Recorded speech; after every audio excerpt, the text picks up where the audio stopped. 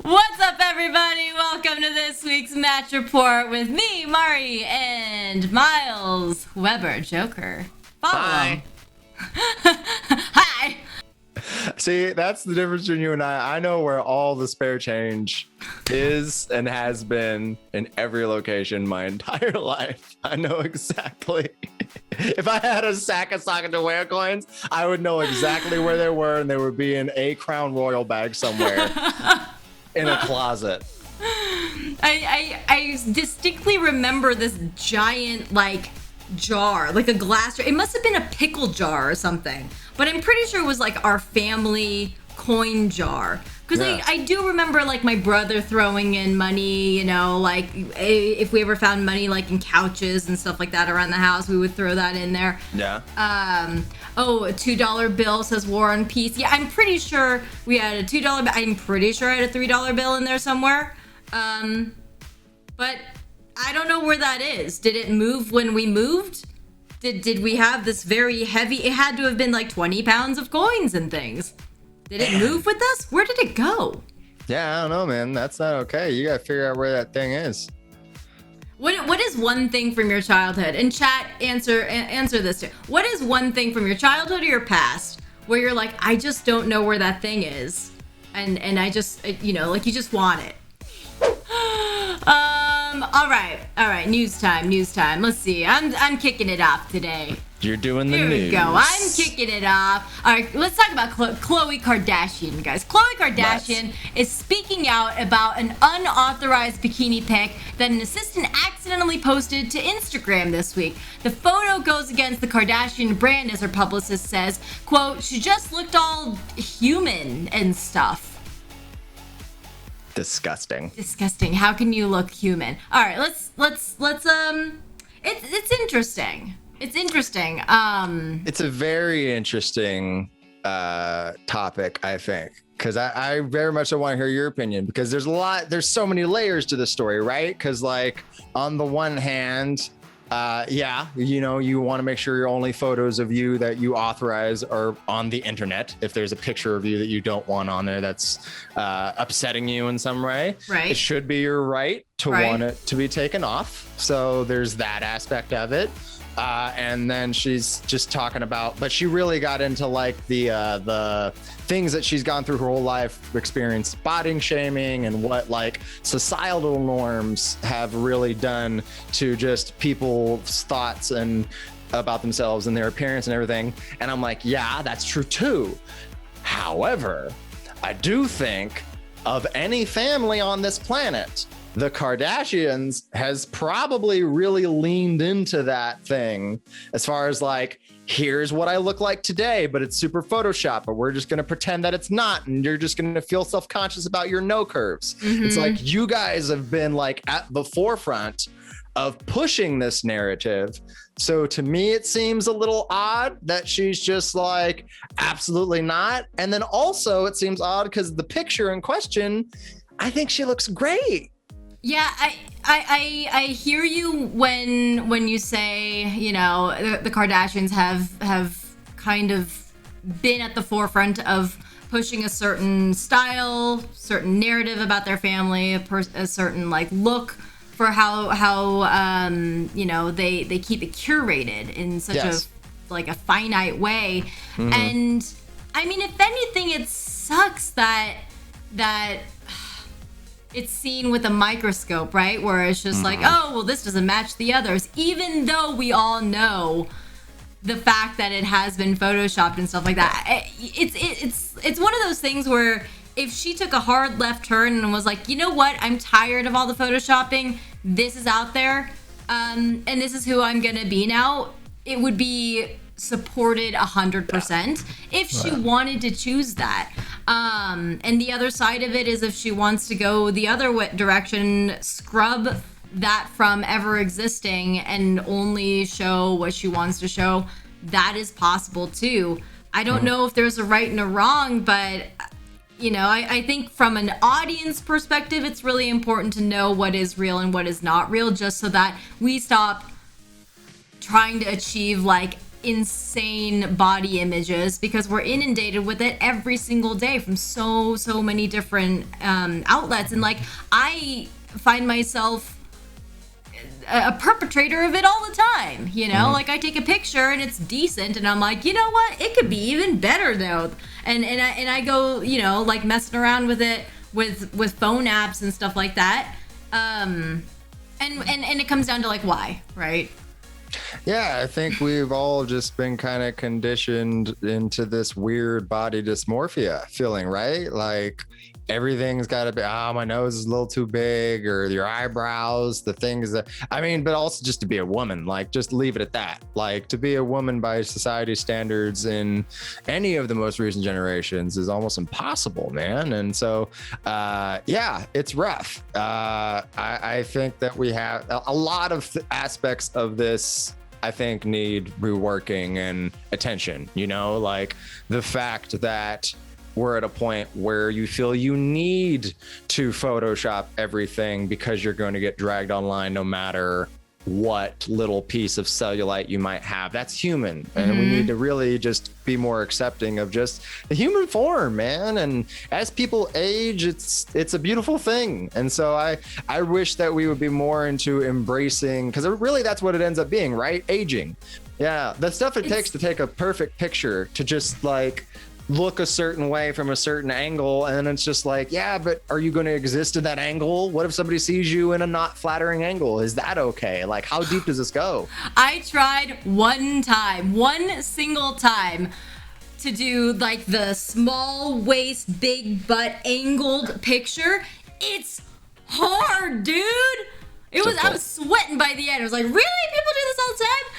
It's difficult, and you're right. You move just a certain way, and it's a completely different body shape. Yeah. And it's a double-edged sword, because in some aspects you see the best way that you could possibly look, right? With photoshopping and whatnot, and in some ways you could argue it's like the like The Secret, where it's like, if you see yourself in the best way and you can visualize it, then maybe you get closer to attaining that, versus the other side where you never live up to your ideal body image of yourself or your facial image of yourself, and there's gotta be a middle ground. But the more we move into a visual society, which we have become through all the media that we look at, through Instagram and everything that is photos and videos of people, I don't know if it's gonna get much better until people start just like, oh man, it's weird, dude. It's weird. All right, let's get into the next piece of news. All right, I'll take this one. All right. This is gonna be rough, but then after this, it'll get better, right? The second week of the murder trial of George Floyd is wrapping up. The prosecution has spent days providing hard-hitting multi-camera evidence paired with heartfelt testimonies from witnesses and experts alike. The defense attorney for Officer Derek Chauvin has made their argument as well when they stood up with their hands lifted and said, come on. Whatever it is, not a good enough defense. Yeah, I tried to avoid this one last week, but it's really been dominating the news cycle. So just to touch on the quickness of it, I don't know how this is still going on. I don't know why we need a 4-week trial for a murder we all watched happen. And this past couple weeks, it's just been one person after another. Like, every witness has like broken down and cried and been like, this is terrible. It was unnecessary. Every single expert has been like, he absolutely didn't die of overdosing. Because that's what the defense is saying. They're like, he died of overdosing. And it's like, okay, let's even play that one. So he OD'd. And after he OD'd, you kept to your knee on his neck. Because he OD'd? Like, so literally nothing the defense is saying is making any tangible, logical sense. It definitely feels like a tipping point time where it's up to us as a generation to do something about it. Because if we are, it feels so actually close to change that if it doesn't happen now, then I don't know how much more it's, how much longer it's gonna be this way, because it's already been this way for so long. But we have every single tool possible that did not exist up until now, with being able to organize people for free, and get to have mass sort of people from all around the world gather virtually and say oh, this is a problem that we need to fix. And so it most definitely feels like this has to be the turning point in history, or otherwise we are boned, man. Like, if this isn't it now, what else needs to happen? I'm terrified at what would need to happen to finally get us to a point of it, man. Like, it's so wild. So wild. So hopefully this is the big change, right? Or the dawning of the age of Aquarius, or the uprising of the people, where we kind of like come into our own as adults and take the power back and get out from under the thumb of folks. So absolutely. Better days for everybody ahead. President Biden has said all adults should be vaccine eligible by April 19th. Woo! Oh my gosh, the fact that we can say that is crazy. The president was asked what this means for the American people's second shot, but his answer was interrupted when Justin Timberlake jumped in saying, "It's gonna be me." That's great. We talked about it before we went on air, but we both got vaccinated this week. Yes! Yeah. It feels emotional, man. Mine hurt, but that's good that yours was emotional. Good time. Yeah. Sounds like you had a whole experience. I went to Walgreens. And the Walgreens. Scheduled an appointment at Walgreens, and then checked in, and then went to this little room that I didn't know they had. And they gave me my shot, and then they had to observe me for 15 minutes to make sure that I was okay. And I was fine, but I asked the lady, I was like, everybody been okay that you've observed? She's like, oh yeah. And I'm like, you couldn't even tell me if there had been. She's like, I couldn't. I'm like, that's funny. At least I appreciate this mutual lie that we're telling each other. This is good. All right on.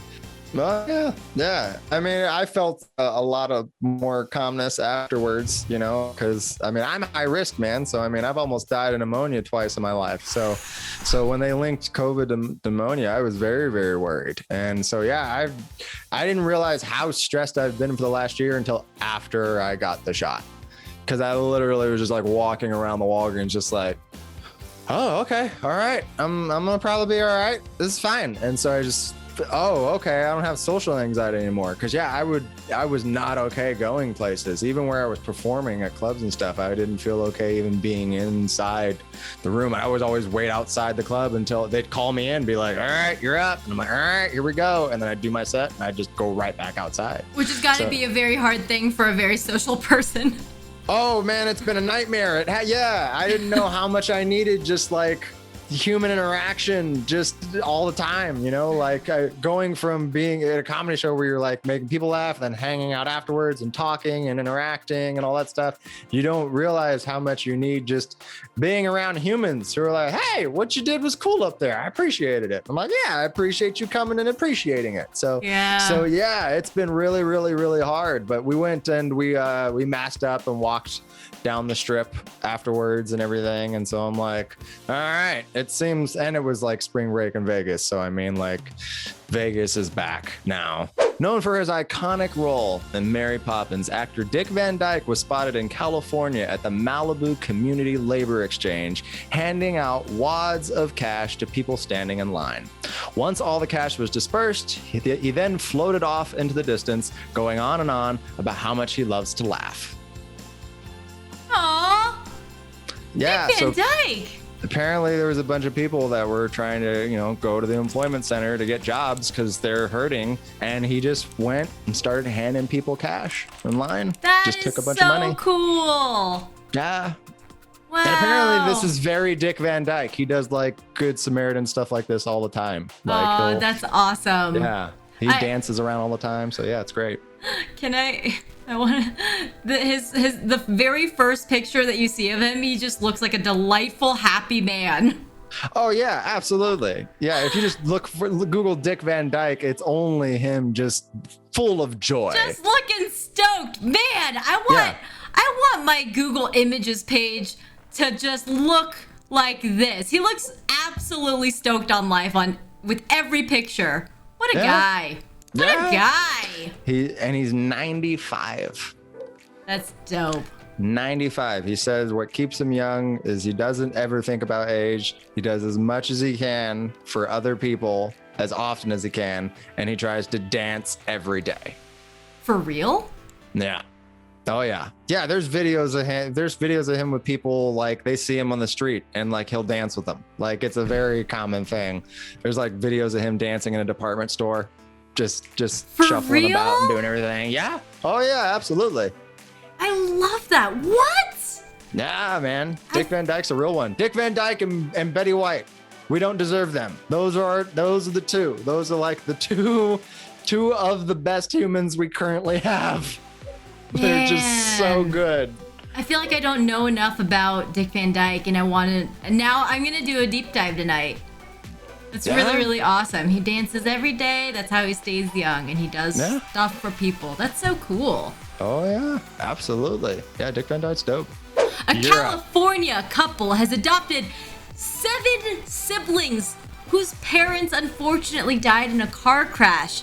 This heartwarming tale is set to be made into a Lifetime original movie where we find out the couple were the ones who caused the car crash. Dun dun dun! How long are you? Entirely too long. I was holding the Home Alone face for a really long time. Macaulay Culkin. Right? The real story, yeah, that's so apparently it was an unfortunate car crash that apparently all 7 siblings were in the car and miraculously survived. What? Just their parents passed away. What car? Bus? Right. Van? Bus? I don't know. But yeah, apparently the kids were okay and the parents weren't okay. And then they were in the foster care system for I think a year or so. Wow. And then this family saw the story on I think Facebook, and I guess they had 5 adult children between the 2 of them together and have fostered kids their entire lives, like just like had them in their house coming and going like kids that are traveling and everything. And they were like, shoot, the mom was like, I think we should adopt these kids. And her husband was like, he looked it over and he's like, yeah, let's do it, let's go ahead. And then wow, they adopted them. And so yeah, now they've got a new home and everything's cool. They said that the young kids were very trusting already, like as soon as they got in there. They said the older kids, it took them a while to start to trust the parents. And they said one night one of the oldest was out of bed and came to the parents' room and she was like, are you okay, everything all right? She's like, yeah, just wanted to make sure you were still here. And I'm like, oh. So the older kids were like, yeah, we just are worried you're gonna like leave and that this isn't real. Like, so yeah, it's just heartbreaking situation that ended super sweet for this family. So yeah, man. That's amazing. Gosh. Yeah. All right. Well, that's our show today, everyone. We did it. Thank you for being here. This is a great gang here. Thanks for all like the fun back and forth, and thanks for contributing to Able Gamers. All right, everyone. Take care of each other. Take care of yourself most of all as well. Love you so much. And any last thoughts, Miles, before we wrap it up? Same thing. Take care of each other. Be nice to each other. I know people are getting vaccinated. We're not there yet. Don't go too crazy yet. Keep your masks on. Keep your masks on. Go get poked a couple times, and then we can all have some fun. Yee. Yeah. Let's have that beautiful summer, hopefully. Right. As long as if we all stay on point, y'all. Fingers crossed. Alrighty. Bye, everyone. Thank you. Bye.